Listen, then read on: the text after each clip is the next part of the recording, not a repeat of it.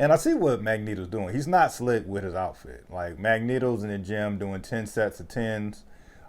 He's doing his curls. He's in the gym for like 2 hours every day, it looks like.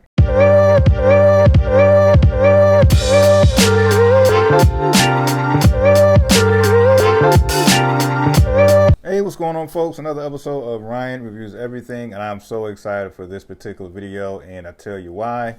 Simply brings me back to childhood. Yes, we're talking about X-Men 97 on Disney Plus right now. The first 2 episodes dropped just yesterday, and it brought me back, man. It was so nostalgic to see. It brought me back to being a kid, just watching Saturday morning cartoons all morning before going outside to play basketball or tackle football or whatever, man.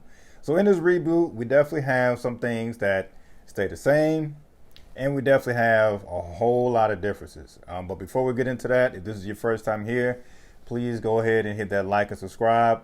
It would do me a huge solid, and let me know what you thought about X-Men 97. So let's start with some of the things, the huge differences, some of the huge changes from the old school X-Men that we remember.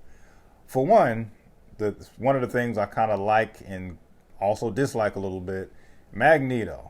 I know all the superheroes are already in shape. They got muscles, this, at the third. But Magneto looked bigger. He looked like a former basketball player or like a former tight end. And he's still like old. Like he got like the gray hair, but he's like, he doesn't give you old and fragile by far. And I see what Magneto's doing. He's not slick with his outfit. Like Magneto's in the gym doing 10 sets of tens.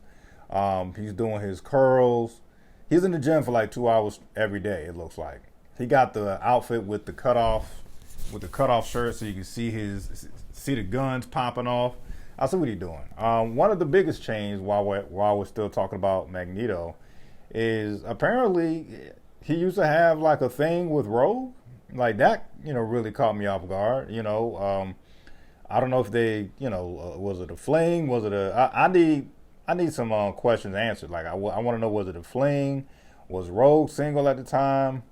Was she creeping around on Gambit? Like I need to find out more details about what's going on with this. Cause that was something that took me by surprise. I think took me by surprise.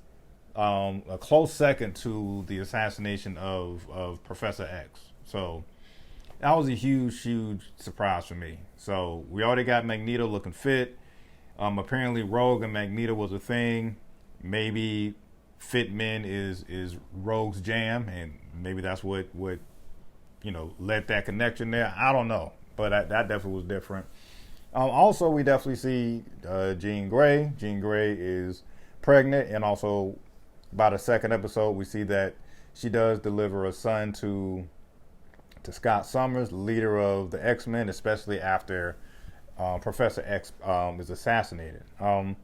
So I really enjoy these huge differences, especially introducing new characters. Yes, if you've been a comic book fan like I have been for years, ever since childhood, I always remember getting like the little mutant trading cards back in the day and seeing, Sunspot. But to finally see an actual Sunspot character, that made me excited. I was really hype about that. So I just can't wait until we definitely got to see what Sunspot can do. I want to see his powers in action. Hopefully by episode 3 we get to see that. So that was really dope. And with that said, there were also some things that stayed the same, which felt like nostalgic original X-Men.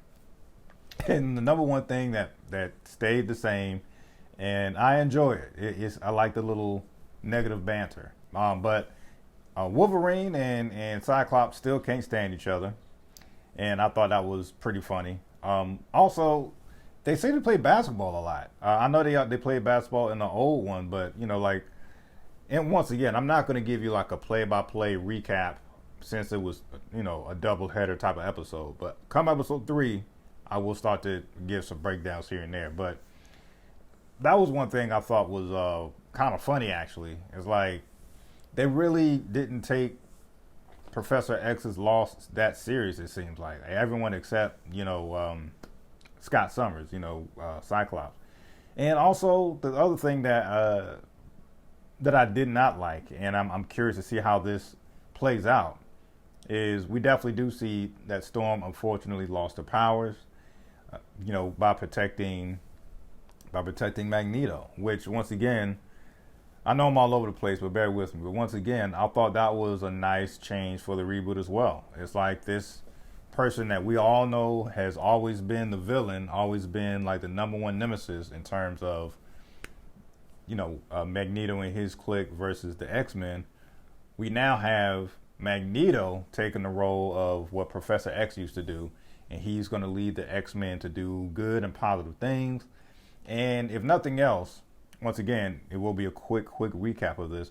But if nothing else, episode 2 shows us that Magneto perhaps is serious about, just turning a new leaf. And we definitely saw that after the insurrection happened, which, of course, the first thing I thought about is January 6th. I thought that was funny. You got these bigoted people who hate mutants. They don't think mutants should be around, this and the third. Granted, it wasn't anybody being disgruntled over voting, but just for the fact that they're disgruntled over Magneto even getting a fair trial. They hate mutants. They just all that. I felt like that was, I like the, being able to, the relatability, So I thought all that was dope. But a huge sign of restraint from Magneto.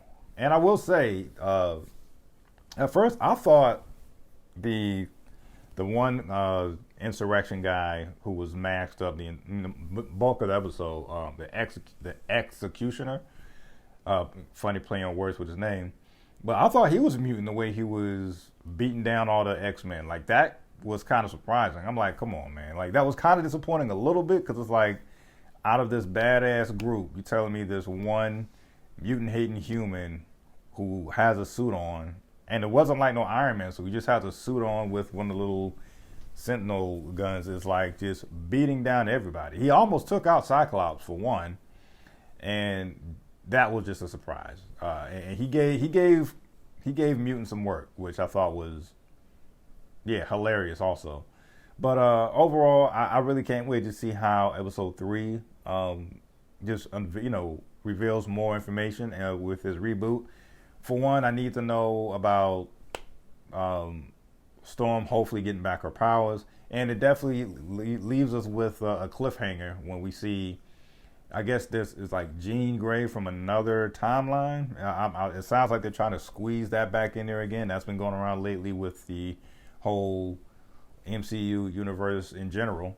So that will be kind of interesting as well. We definitely see a Jean Grey from another timeline, it appears like. So I'm excited. Once again, I can't wait to see what episode 3 brings. Hopefully, it also brings more light to this Magneto and Rogue hookup, which was very weird to me. But once again, I'm all in. I'm sold on X-Men 97. Let me know what you think about the show. If you agree or disagree with any of my takes. Love it or hate it, that's my review. Peace.